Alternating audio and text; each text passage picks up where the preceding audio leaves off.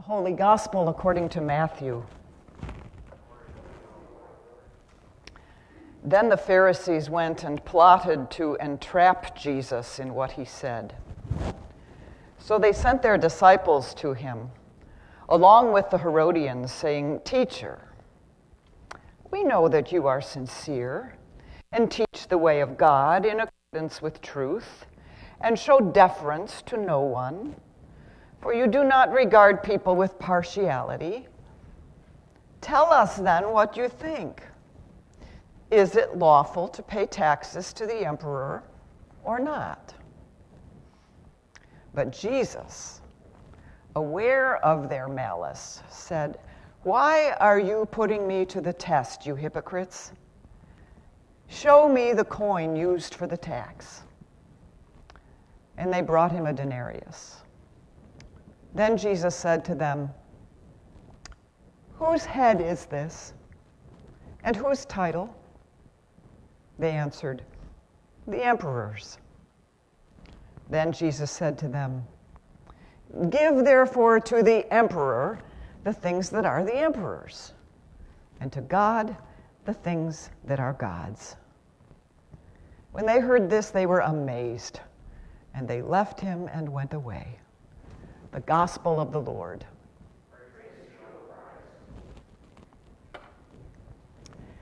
Grace, mercy, and peace to you from our God who creates us, redeems us, and makes us a holy people.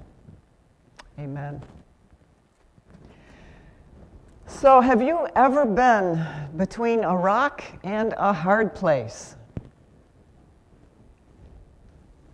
Have you ever faced a dilemma where at least two possibilities were in front of you, but neither one of them was acceptable? Hello? Here we are, right? This is not acceptable, but here we are. Isn't that about what we're all living in these days? We're just trying to do the best we can. Well, take heart. That's exactly where we meet Jesus today, between a rock and a hard place. The religious leaders are trying to trap him with a trick question. You'd think he was nominated for a seat on the Supreme Court. Is it lawful to pay taxes to the emperor or not? They ask him. If Jesus answers, yes, it is lawful to pay taxes to the Roman ruler, then Jesus is a traitor in the eyes of his peers, the Jews. Remember, Israel is occupied by Rome. No Messiah from Israel would suggest collaboration with the hated Romans and their Caesar. But if Jesus says, no, it is not lawful to pay taxes to the emperor, he'll be branded a revolutionary, a member of the Zealot party. It's a no-win situation. So what does he do? He never stoops to their level. He never answers yes or no, but he does speak the truth. Give to the emperor the things that are the emperor's, and give to God the things that are God's. So what could he mean by that? A successful businessman sat in his pastor's office. He was seeking counsel about why his life had no meaning or joy. "Pastor, I give God 10% of everything I own and earn. Like the good book says, King James Version, render unto Caesar the things that are Caesar's, and unto God the things that are God's." And the pastor said, "Let's get this straight. You don't give God 10% of everything you have. It all belongs to God. God simply asks for 10% back as interest on the loan, as an acknowledgement as to where it all comes from in the first place. Your tithe is your thank you note. And second, the pastor said Jesus was being sarcastic and humorous when he said, "Give to Caesar the things that are Caesar's," because nothing belongs to Caesar. Even Caesar belongs to God. Even Caesar belongs to God. If the religious leaders were tricky, Jesus is trickier still. In that short little response, Jesus wipes out all those little compartments by which we try to organize the world. Everything belongs to God. None of us owns anything, really. We are caretakers or managers of what has been loaned to us. Jesus gets even more clever. "Show me the coin used for the tax," he says. "Whose head is this? And whose title?"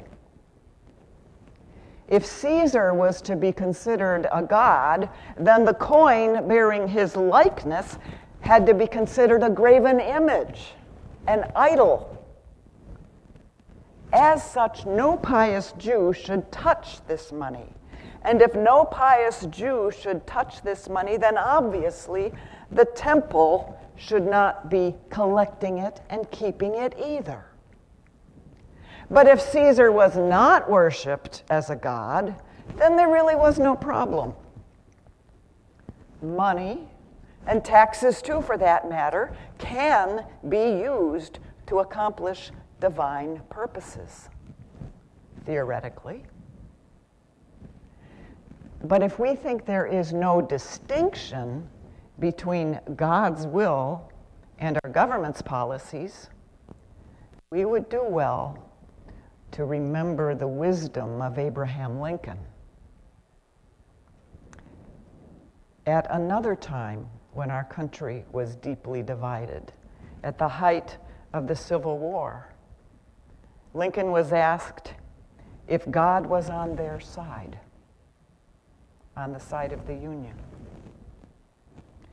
And he said, "The question is not whether God is on our side. The question is whether we are on God's side."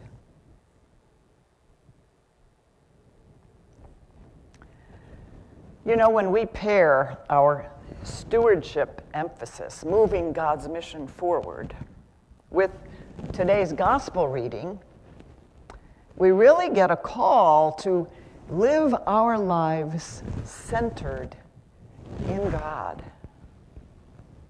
There is a difference, spiritually speaking, between randomly and arbitrarily putting money in the plate and pledging and following through with that pledge commitment week in and week out.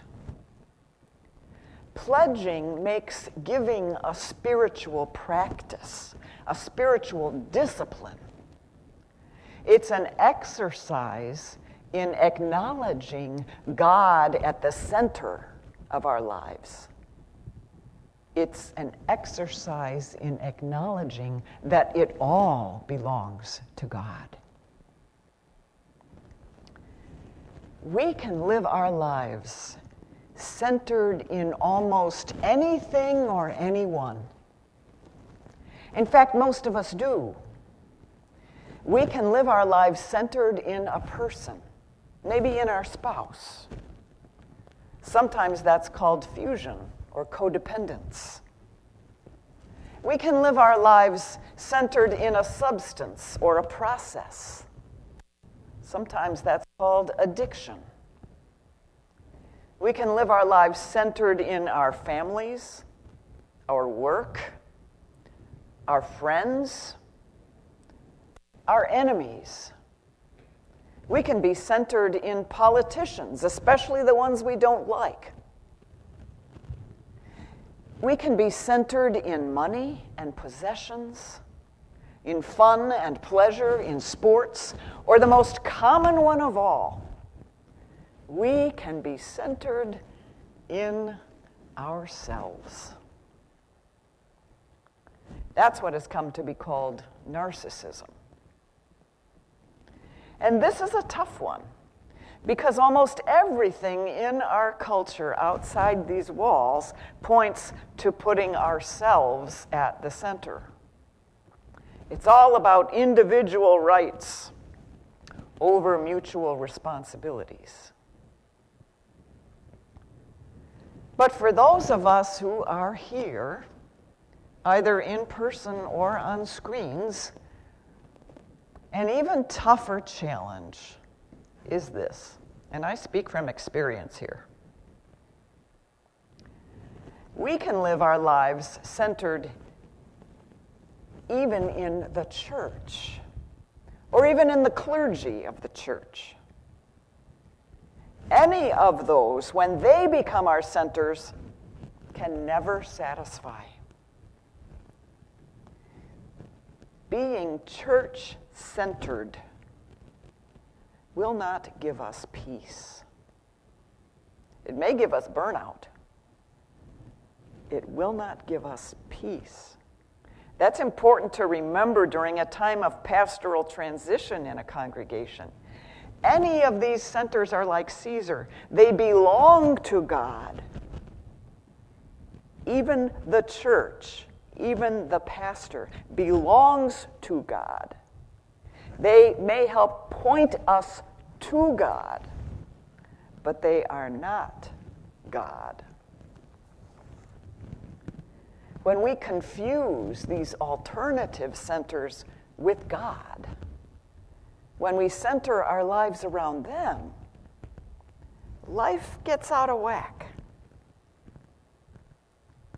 That's why the first commandment, "You shall have no other gods before me," is first, I guess. Our inclination, our default, is to perceive ourselves to be the center of the universe.